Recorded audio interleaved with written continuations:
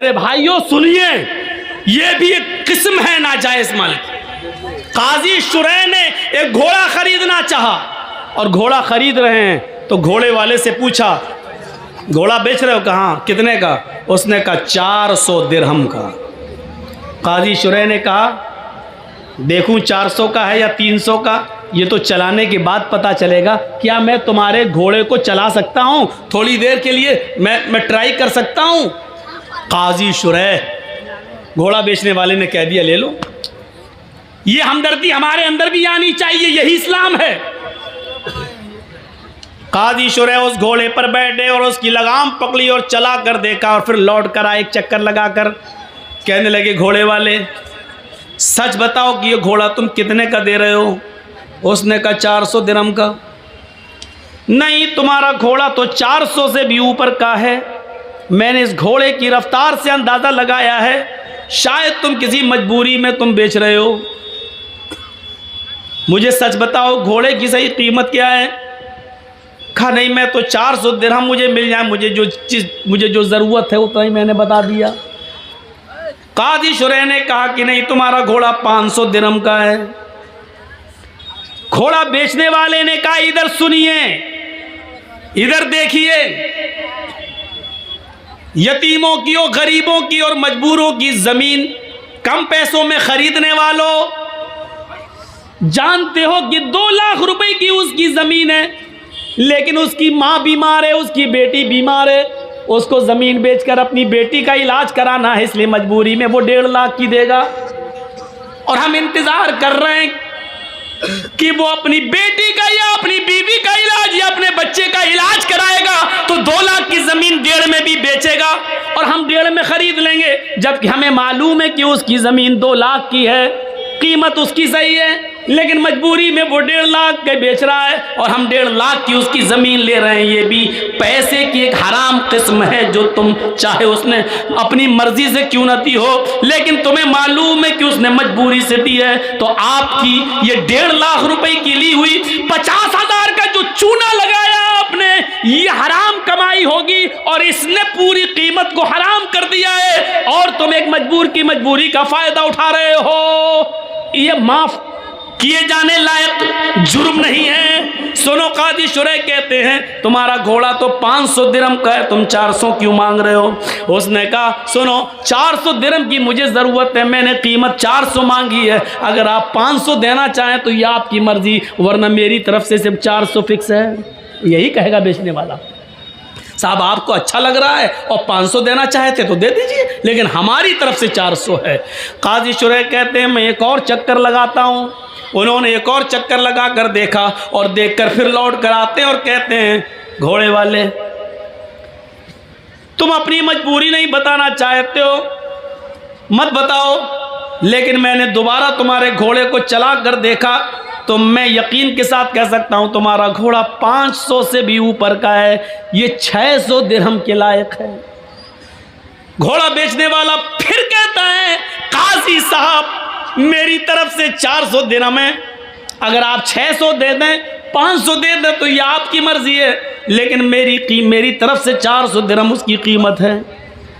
काजी शुरै कहते हैं रुको, एक और चक्कर लगाया और आकर कहते हैं कि तुम्हारे घोड़े में कोई कमी नहीं है, ये घोड़े की कीमत तो 700 दिरहम भी तुम बताओ तो मुनासिब है। उसने कहा 400 मेरी तरफ से, ऊपर आप अगर जो दे देंगे वो बखुशी मैं कबूल कर लूँगा। काजी शुरै एक और चक्कर लगाते हैं और चक्कर लगाने के बाद आते हैं और अपने पॉकेट से 800 दिरहम निकाल कर देते हैं और कहते हैं तुम्हारा घोड़ा 800 के लायक है, ये पकड़िए कीमत।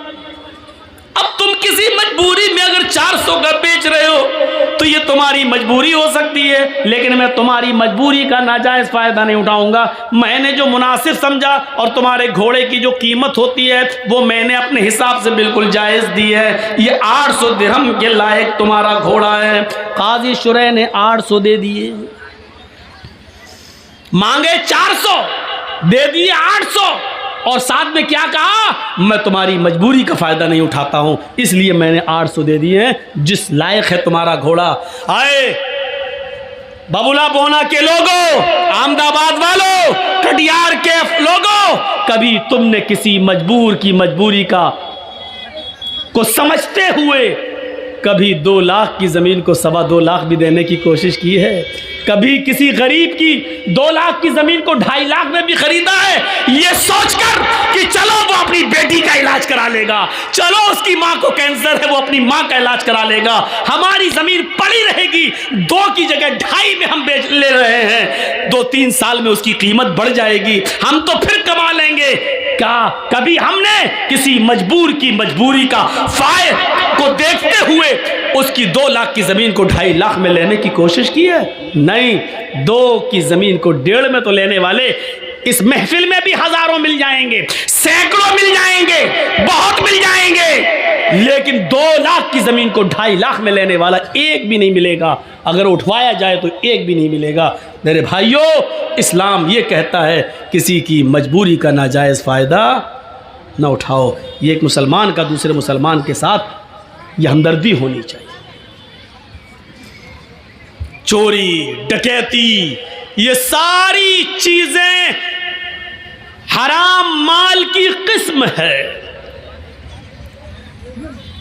इसी तरीके से किसी मुसलमान को सूद पर रुपया देना, साहब तुम्हें मजबूरी, हाँ 1 लाख रुपए दे दो, मेरी बेटी की शादी है, हम 1 साल में लौटा देंगे। 1 साल में लौटाओगे तो 1,25,000 लूँगा। का ठीक है दूंगा। 1,10,000 दो, ठीक है दूंगा। ये भी हराम माल की एक किस्म है। किसी को हम मदद तो कर रहे हैं, कर्ज तो दे रहे हैं, लेकिन शर्त ये लगा रहे हैं कि 1 लाख रुपए की जगह पर हम 1 साल के बाद तुमसे 1,40,000 लेंगे, 1,20,000 लेंगे, बढ़ के लेंगे, क्योंकि हमारा पैसा जा रहा है। अगर हमारे पास होता तो 1 साल में हम कितना कमाते, लिहाजा हम 20,000 तुमसे ज़्यादा लेंगे। और आपकी मजबूरी है, आपने ले लिया और उसने 1 लाख की जगह 1,20,000 तय कर दिया। जानते हो ये ज़्यादा रकम क्या कहलाती है? सूद।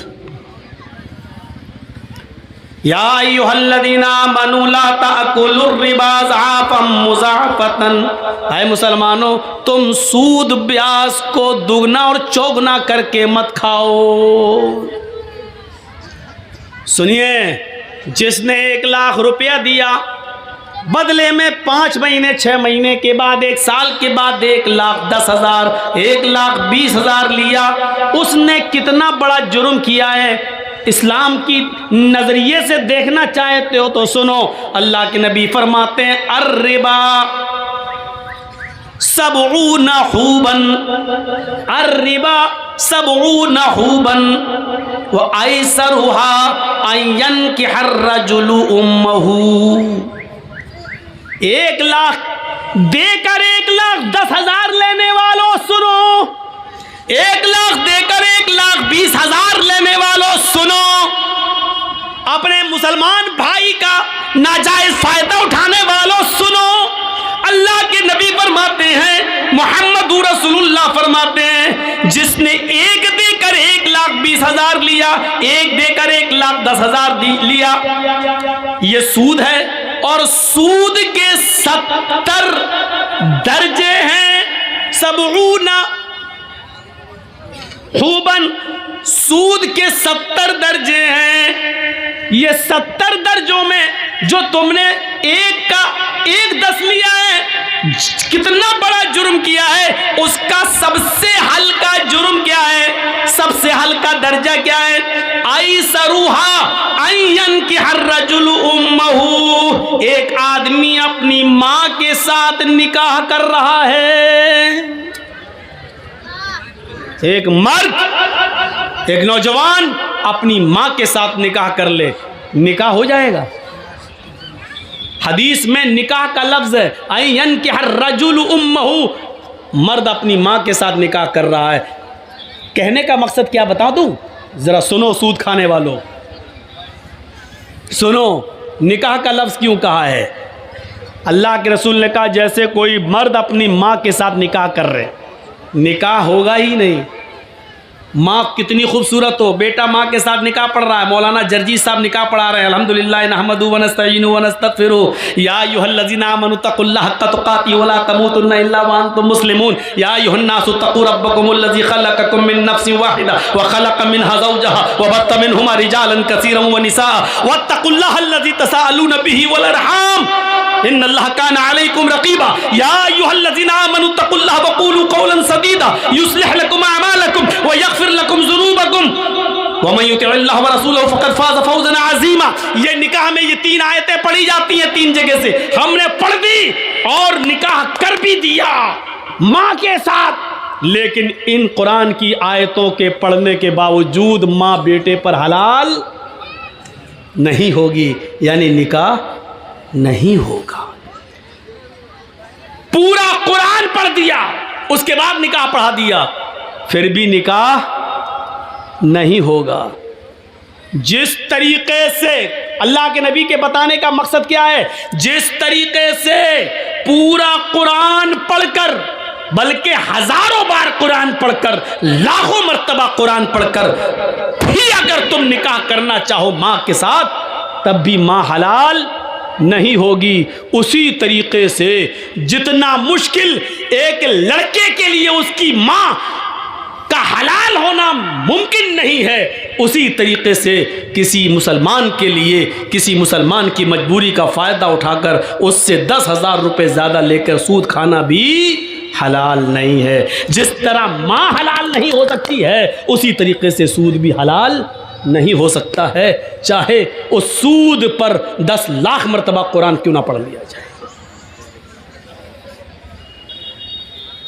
और दूसरा मकसद क्या है अल्लाह के रसूल के ये बताने का, सुनो, बहुत सुन चुके हो वेदों के मंत्र।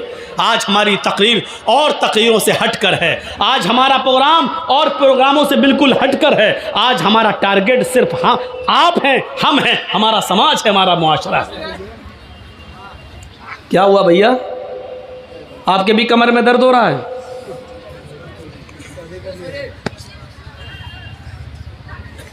फोन आ गया किसी का?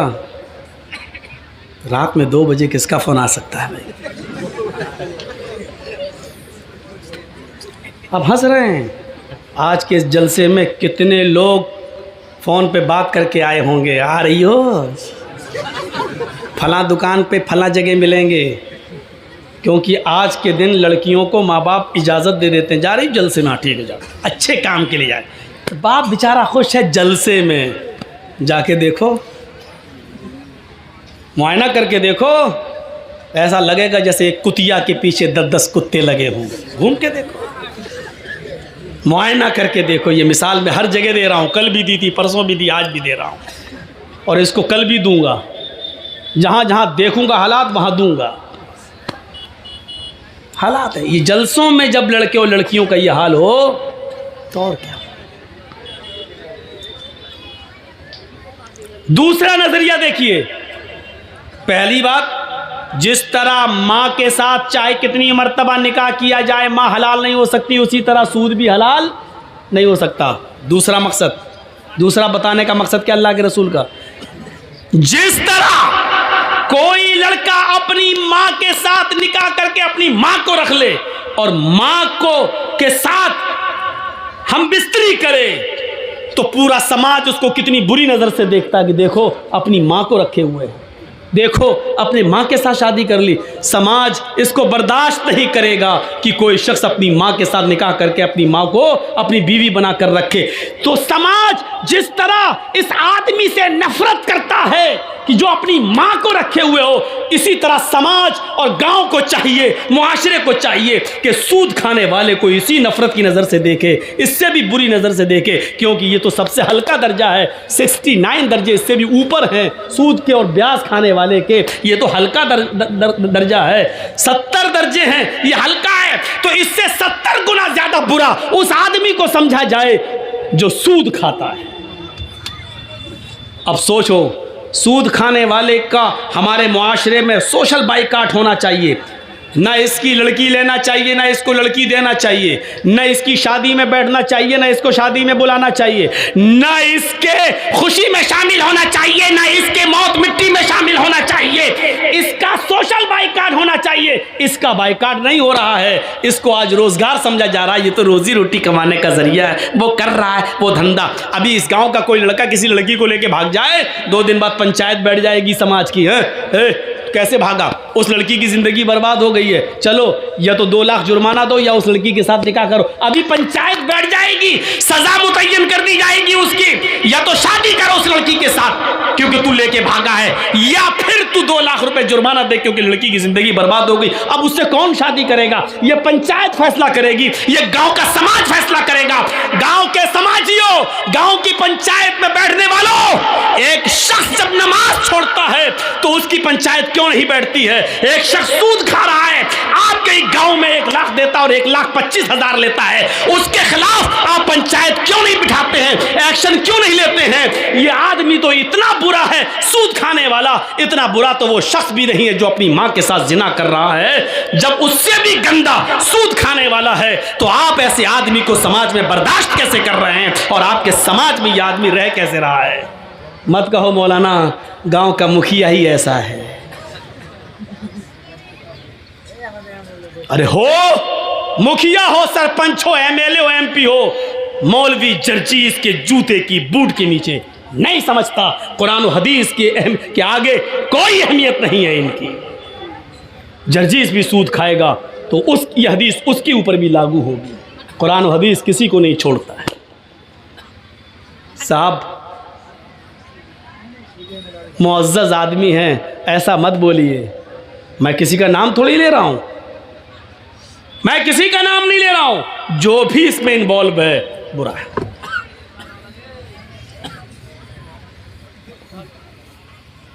एक और हदीस सुना देता हूं, उसके बाद बात को आगे बढ़ाता हूं।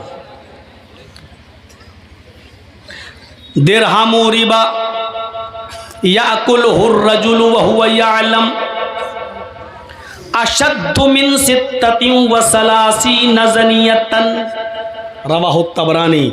यह हदीस इमाम तबरानी ने लाए हैं। इस हदीस को अल्लामा अलबानी ने सही करार दिया है, अपनी सिलसिलतुल अहदीस सहिया के अंदर इस हदीस को सही करार दिया है। सुनिए इस हदीस का तर्जुमा। आए हाय हाय, सुन लो, माथा पटको और सूद खाने वाले अपनी औकात देखें, कितना गिरा दिया है उनको अल्लाह के नबी ने। 25,000 तो बहुत हो गया, 1 लाख देकर 1,25,000 लेना, 1 लाख देकर 1,10,000 लेना, ये तो बहुत हो गया। या दिरहमु रिबा, भैया आगे वाले बोले नहीं, बात ना करें, आप जा सकते हैं, आपको इजाज़त दे रहा हूं मैं, लेकिन गुफ्तगू नहीं। सुनिए, मैंने पहले ही कह दिया, आज की तकरीर और तकरीरों से हटकर है, समाज के अंदर ये चीज़ आनी चाहिए।